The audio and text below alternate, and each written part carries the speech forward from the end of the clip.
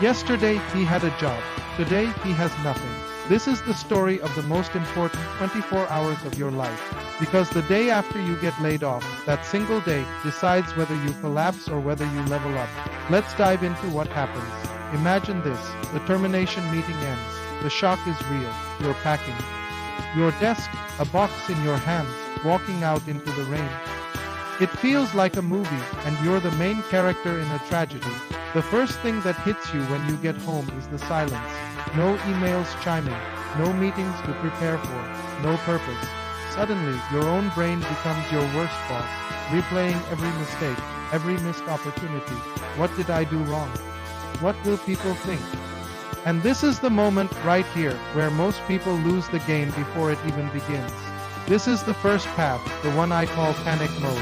The day after your layoff, you wake up and you make one critical decision, often without even realizing it. You panic, you start frantically scrolling through LinkedIn, seeing everyone else's promotions and successes. Look at them, they're thriving. The comparison game starts, and it's a game you can never win. You see your former colleague still employed, and a bitter resentment starts to build. You start firing off applications to anything and everything, with no strategy, just pure desperation. Your resume is generic, your cover letters are sloppy, you're just throwing spaghetti at the wall, hoping something sticks. And just like that, one layoff spirals into a completely destroyed mindset. Your confidence plummets. You start to believe you're worthless. This isn't just a career crisis anymore. It's a personal one. But what if there was another way? Let's rewind. Let's go back to that moment you walked through the door, box in hand, drenched from the rain. What if you chose a different path? This is the power move. Rule number 1 of the power move. You are allowed exactly one day to feel bad. Just 24 hours.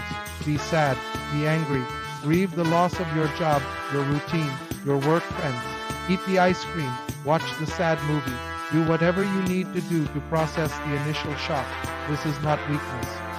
This is strategic grieving. It's acknowledging the pain so you can move past it, not get stuck in it.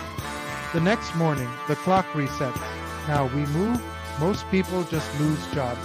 Smart people, powerful people, they gain clarity. You don't go out and beg the market for another chance. That's what panic mode does. No, you turn inward. You increase your own value. So what does that look like? The first thing you do is a personal audit.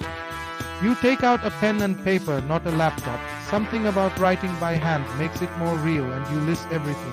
What are your skills? Not just the ones on your old job description, but everything. Are you a great public speaker?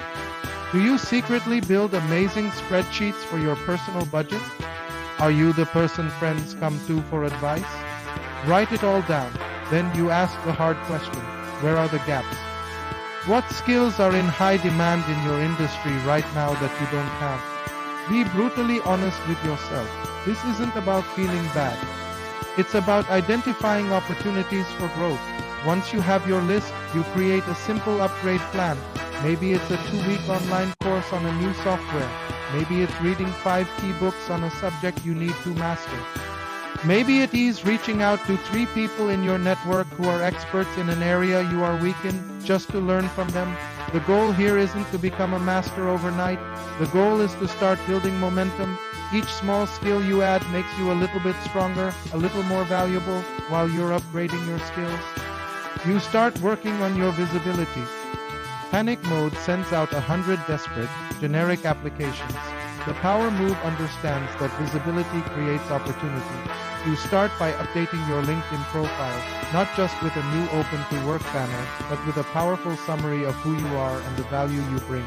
You start sharing your insights. You write a post about a trend in your industry. You comment thoughtfully on other people's posts. You're not asking for a job. You're demonstrating your expertise. You're reminding the world and yourself that you have a brain and you know how to use it. You become a signal, not noise. This is the key difference. The day after a layoff, for the person making the power move, isn't about getting a job. It's about becoming dangerous. Dangerous to the competition. Dangerous to the old version of yourself. It's about building yourself into a candidate that companies can't ignore. It's about building so much value that you're no longer reacting to the market. The market is reacting to you, and then something amazing happens. When the right opportunity finally comes along, and it will, you're not desperate. You're not just looking for any lifeline. You're prepared, you're confident. You walk into that interview not as someone who was fired, but as a high-value professional who has spent their time wisely, sharpening their skills and clarifying their purpose. You're interviewing them as much as they're interviewing you. Think about it. Same person, same layoff, but a completely different reaction leads to a completely different life. The person in panic mode is still scrolling, still spiraling, maybe taking a job they hate out of fear. The person who made the power move is now in a better role, with more responsibility and a higher salary, all because they refuse to be a victim of their circumstances. Sometimes getting fired is the best promotion you never asked for. It's a forced reset. It's a chance to break out of a path that maybe wasn't right for you anyway. It's a catalyst. The day after the layoff, that critical 24-hour window, that's your origin story. It's the day you decide who you're going to be. Are you going to be the person who collapsed? Or are you going to be the person who leveled up and became dangerous?